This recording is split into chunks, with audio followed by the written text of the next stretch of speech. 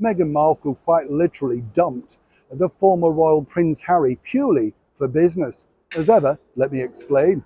Hi, good morning. How are you? Nice to see you today.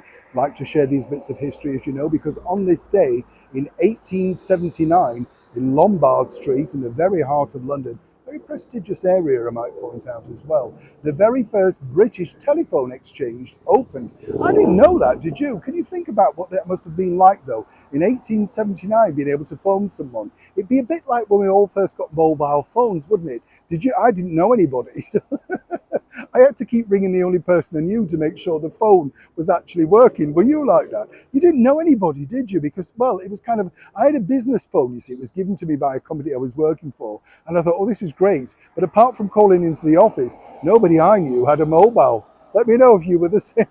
Silly, isn't it, when you look back at it? Back as ever, though, to your breaking world story of the day. Yes, Meghan Markle popped up again at the Beyonce concert. And fascinating when you think about it, because let's not be unfair, Beyonce gives an incredible show, puts a lot of effort in, a lot of costume changes, very beautiful lady. But again, one might say they are banging on about women of colour. All the while, it appears that Beyonce likes to be blonde. How does that work in cultural appropriation or whatever these people call it? Always double standards, is it not? But what was the real reason for Meghan Markle simply being at Beyonce again? Well, you see, what was interesting is she revoked the idea of going to see the football game alongside her now seemingly football-loving husband, Prince Harry. They were both down to attend the LA game. But you see, the bottom line is Meghan is really not a football fan. And more importantly, she's not very keen on trying to reconnect in public, particularly with the falling out with the Beckhams. You get the picture. But there was a bigger picture really at case here for Meghan, simply because, yes, she wanted to go back to the Beyonce concert, and according to a very well-placed source, she wanted to let her hair down a little bit more with the girls. She felt, shall we say, slightly restricted having her husband there, as some ladies sometimes do. I'm sure we'll all agree. But the bigger picture was this. She needed to get pictured with people. And you may find this incredible, but this is how social media works. Somebody like Kelly Rowland and Kelly Washington and all this sort of stuff, they have millions of followers on Instagram. In fact, I've met both ladies, both very beautiful girls, and a lot of fun. In the case of Kelly Rowland, I might point out, great, great fun.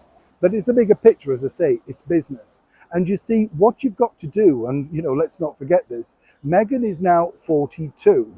And you've got to try and get the younger people to suddenly start following you. You don't necessarily just want the world's media that are going to pick holes in you. You need people, younger people. And this was really the deal. Meghan out and about, single girl, as Beyonce says, all you single ladies, enjoying themselves at a pop concert, albeit that Beyonce is 42 herself. And by being pictured with these particular individuals, that Meghan's openly agreed to let be seen in public on social media, that was the deal. That was exactly what the William Morris agency wanted to happen. Now, many people have pointed out that certain individuals cut Meghan off the picture, but not long enough before it got picked up by the media. So, in a sense, it's a result. What they're now hoping next is that people now start to follow Meghan individually at that also secret not social media account. As ever, it's a developing story, and we're right behind them. Liam Shawn in the very heart of London.